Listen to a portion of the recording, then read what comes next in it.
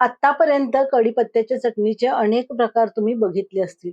पण ही कढीपत्त्याची चटणी तुम्हाला नक्की आवडणार याची गॅरंटी. याची चव तर एकदम अप्रतिम, अप्रतिम, अप्रतिम आहे. वेळ न दवडता व्हिडिओला सुरुवात करूया. इथं कॅमेऱ्यात व्यवस्थित कढईतलं दिसावं म्हणून मी ही कढई वापरलेली आहे. कढईमध्ये मोठे 2 चमचे तेल घालायचे आहे. मोहरी, मेथी, धने, उडीद डाळ आणि हरभऱ्याची डाळ इथं आपण घेतलेली आहे. मोहरी तडतडली की मेथी घालायची आणि लगेचच हरभऱ्याची डाळ घालून अगदी मंद गॅसवर आपल्याला तळून घ्यायचं आहे. त्यासोबतच लगेचच उडदाची डाळ घातलेली आहे आणि सोबत धने पण घातलेले आहेत. सगळे साहित्य आपल्याला मंद गॅसवर अगदी ब्राऊन रंगावर तळायचं आहे. साहित्य अजिबात करपू द्यायचं नाही. लगेचच मी जिरे घातलेले आहेत, लसणाच्या पाकळ्या घातलेल्या आहेत आणि पोपटी रंगाच्या कमी तिखटाच्या मिरच्या वापरायच्या आहेत. मिरचीमुळेच आपल्या चटणीला एक थिकनेसपणा येणार आहे. त्यामुळं मिरची अजिबात तिखट वापरायची नाही. जेवढी मिरची सपक असेल, कमी तिखट असेल, तेवढी ही चटणी चांगली होणार आहे. मिरची सुद्धा तेलामध्ये चांगली परतून घ्यायची आहे. इथं 1 ते 1.5 कप कढीपत्त्याची पानं आहेत. स्वच्छ धुवून त्याचं पाणी सुकवून घेतलेलं आहे. ही सर्व कढीपत्त्याची पाने कढईमध्ये घालून एकसारखी आपल्याला परतायची आहेत. कढीपत्ता हलका होईपर्यंत परतायचे आहेत आणि हलका झालेला आपल्याला तो जाणवतो. कढीपत्त्याचा रंग अजिबात बदलायचा नाही. एकसारखा हिरवाच राहिला पाहिजे.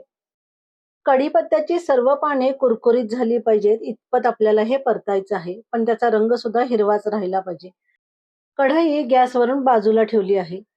इथं गॅसवर मी दुसरं स्टीलचं पातेलं ठेवलेलं आहे. त्यामध्ये साधारण 1/4 कप होईल इतका चिंचेचा कोळ घालायचा आहे. चिंचेचा कोळ मी इथं गरम पाणी करून काढून घेतलेला आहे. कोळ गाळण्याने व्यवस्थित गाळून घ्यावा. त्याला चांगली एक उकळी येऊ द्यावी. उकळी आली की त्यामध्ये गूळ घालावा आणि गूळ चांगला चिंचेच्या कोळामध्ये उकळून घ्यायचा आहे. इथं एक महत्वाची टीप, चिंचेचा कोळ काढताना जास्त पाण्याचा वापर करायचा नाही. गूळ खाली तळाला चिकटू नये म्हणून मधून-मधून एकसारखं आपल्याला हलवत राहायचं आहे. तोपर्यंत इकडं कढईतलं सगळं साहित्य थंड झालेलं आहे. भाजलेल्या कढीपत्त्याचा कुरकुरीत आवाज ऐकू शकता. असा कढीपत्त्याच्या पानाचा कुरकुरीत आवाज आला, तर ही कढीपत्त्याची चटणी महिनाभर रूम टेम्परेचरला आरामात वर छान राहते. सर्व साहित्य मिक्सरला जाडसर बारीक करून घेतलेले आहे. स्क्रीनवर तुम्ही बघू शकता आणि आपल्याला हे असंच जाडसरच बारीक करायचं आहे. आता गॅसवर चिंचेचा कोळ आणि गूळ एकत्र उकळलेला आहे. गुळाला अगदी चांगला घट्टपणा आलेला आहे. स्क्रीनवर दाखवल्याप्रमाणे चिंच आणि गूळ इतकं जाडसर किंवा दाट शिजल्यानंतर गॅस आपल्याला बंद करायचा आहे. मिरची भाजण्यासाठी जी कढई वापरली होती तीच कढई मी इथं परत गॅसवर ठेवली आहे. मिक्सरमध्ये बारीक केलेली सर्व चटणी कढईमध्ये घालून घेतली आहे.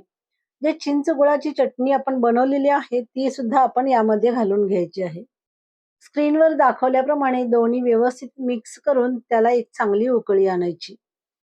चवीनुसार थोडंसं मीठ आणि थोडीशी हळद घालून व्यवस्थित परत एकदा मिक्स करायचं आहे. चिंच गुळाची चटणी ऑलरेडी आपली घट्ट आहे, चांगली शिजवलेली आहे. त्यामुळं हे मिक्स केल्यानंतर इथनं पुढे जास्त चटणी अजिबात आपल्याला शिजवायची नाही. स्क्रीनवर दाखवल्याप्रमाणे चटणीचे टेक्स्चर असे असायला हवे. इथं मी गॅस बंद केलेला आहे.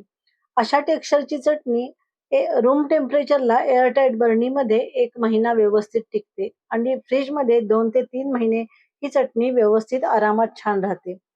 प्रवासात नेण्यासाठी सुद्धा ही चटणी अतिशय उत्तम आहे. दशमी बरोबर, खाकरा बरोबर, मेथीच्या ठेपल्याबरोबर ही चटणी अप्रतिम लागते. सो एकदा नक्की करून बघा.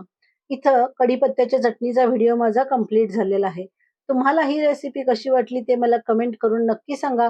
परत लवकरच भेटूया अशाच एका हमखास रेसिपी सोबत. तोपर्यंत धन्यवाद.